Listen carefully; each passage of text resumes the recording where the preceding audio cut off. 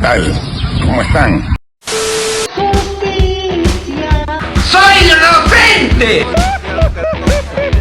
Yo no quiero un medio ambiente, la quiero completo.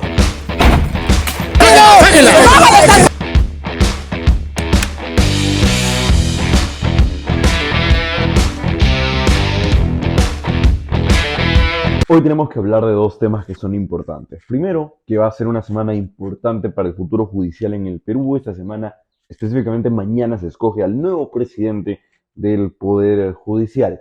¿Por qué es importante? ¿Qué implicancias tiene? ¿Qué significa esto?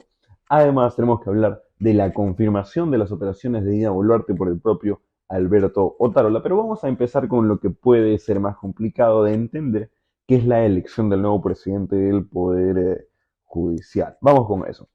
Tenemos que entender lo siguiente. Esta semana se va a tomar la decisión que es importante para el futuro judicial del Perú, ¿ok? Actualmente, el presidente del Poder Judicial es el señor Javier Arévalo.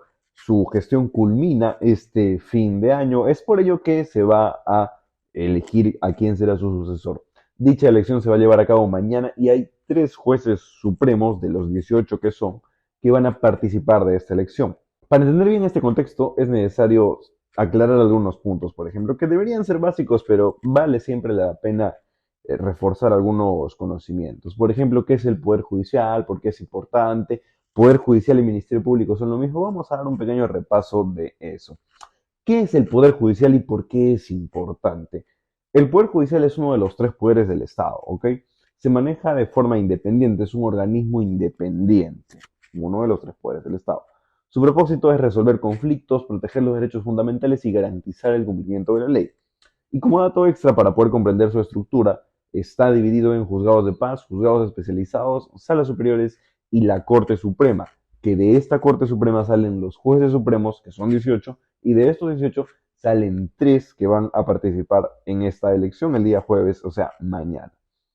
¿Cuáles son las diferencias entre el Poder Judicial y el Ministerio Público? Porque muchas personas creen que son lo mismo, el Poder Judicial y el Ministerio Público, pues no lo son. A ver, el Ministerio Público, ¿qué es? Partiendo de la realidad de que son 2 instituciones distintas, ¿ok? Si bien es cierto, trabajan juntas en bastantes casos, casi siempre no son lo mismo. El Poder Judicial administra justicia y el Ministerio Público dirige las investigaciones y persigue los delitos. El Ministerio Público es otro organismo autónomo que trabaja en conjunto con el Poder Judicial. Está representado por su máxima autoridad, que en este caso es el fiscal de la Nación, que en este caso es la doctora Delia Espinosa, recientemente nombrada, que reemplazó al interino Juan Carlos Villena. ¿Ok? Entonces, más o menos es la siguiente figura. El Ministerio Público presenta la denuncia, acusaciones o requerimientos ante el Poder Judicial, y el Poder Judicial es el que evalúa esas solicitudes, dirige los procesos y finalmente dicta las sentencias correspondientes. ¿Ok? Esa es la figura base del funcionamiento del trabajo conjunto entre el Ministerio Público y el Poder Judicial. El Ministerio Público, por así decirlo, acusa y el Poder Judicial evalúa y emite una sentencia. ¿Ok? Que eso quede claro, por favor.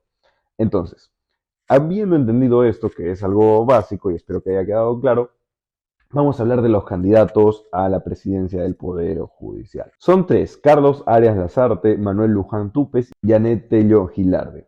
Para ser elegidos necesitan obtener en primera votación la mitad más 1 de la totalidad de los jueces supremos. O sea, si son 18, la mitad es 9, más 1, son 10 los votos que necesitan para poder ser elegidos. En caso de no llegar a estos 10 votos, se hace una segunda elección. En esta segunda elección solamente se necesita la mayoría, ya no se necesitan 10 votos. En caso de haber un empate en esta segunda elección, se va a escoger de acuerdo a la antigüedad que tenga este juez supremo como parte de precisamente la Corte Suprema. Quien sea escogido mañana jueves empezará su gestión el 2 de enero.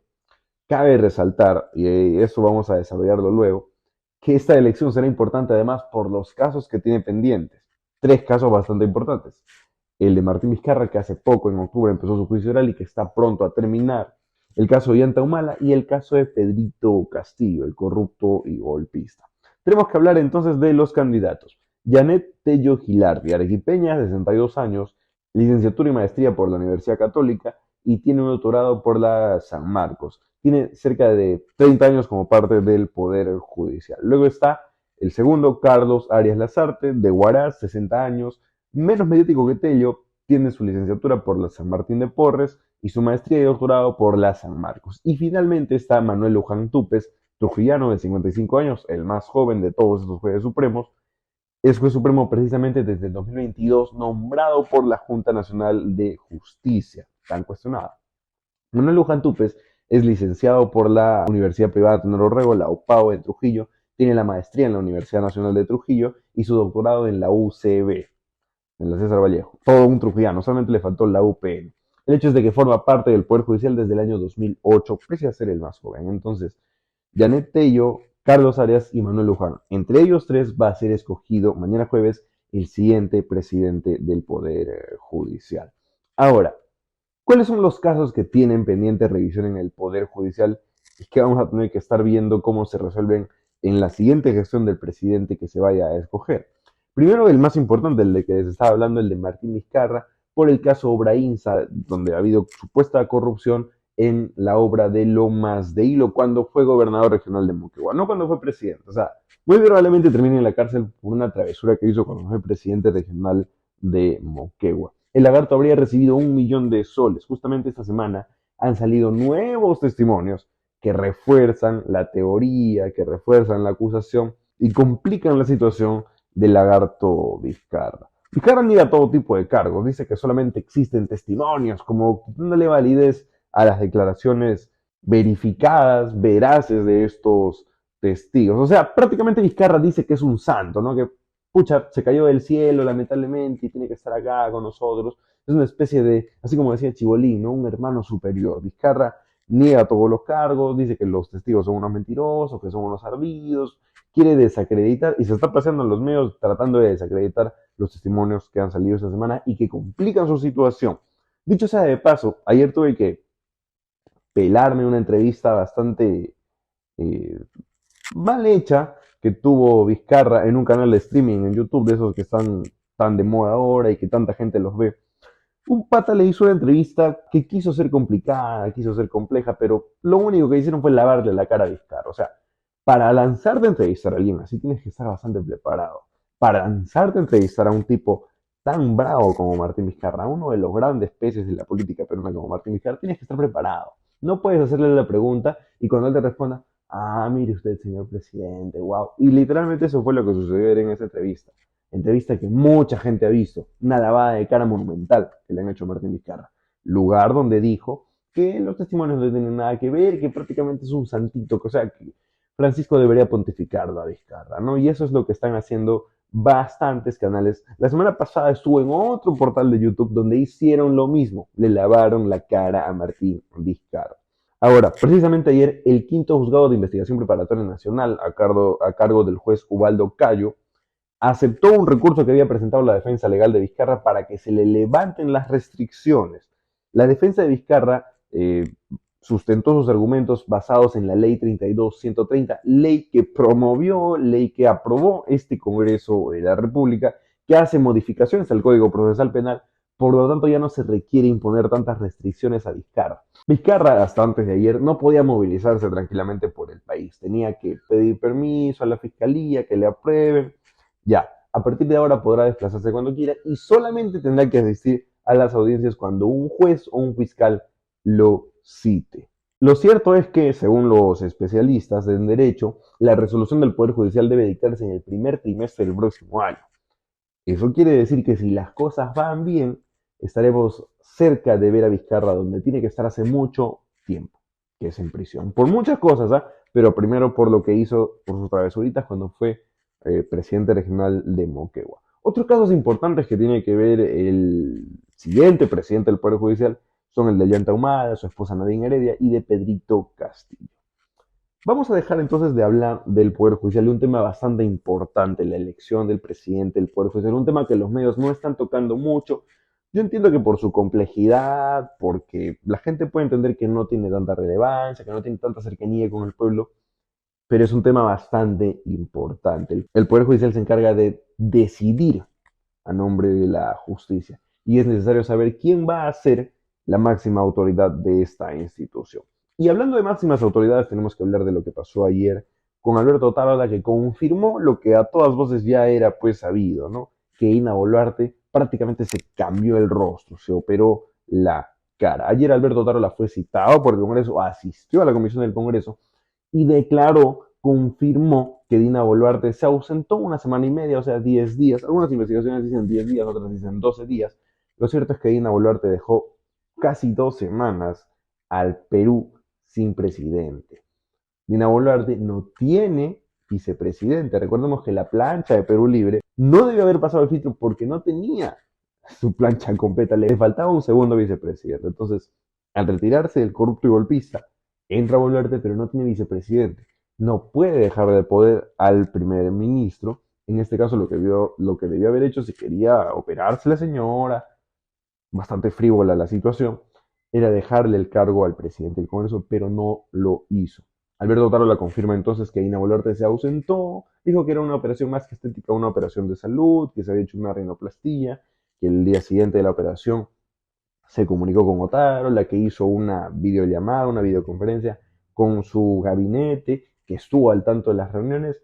Yo entiendo esto como para querer darle una manito, ¿no? Porque la situación de Boluarte es bastante complicada. Evidentemente no se trata de una operación por temas de salud. La señora Boluarte se cambió el rostro. O sea, una operación por salud se entiende, es algo rápido. Incluso algunas personas han salido a declarar en medios que no es necesario someterse a anestesias o procesos en los que la persona tenga que estar dormida. Las investigaciones detallan que Boluarte estuvo dormida bastante tiempo. Lo que es cierto es que dejó al país sin presidente 12 días. ¿Pidió permiso, pidió autorización, comunicó esto? No, lo mantuvo en el secretismo entre su argolla.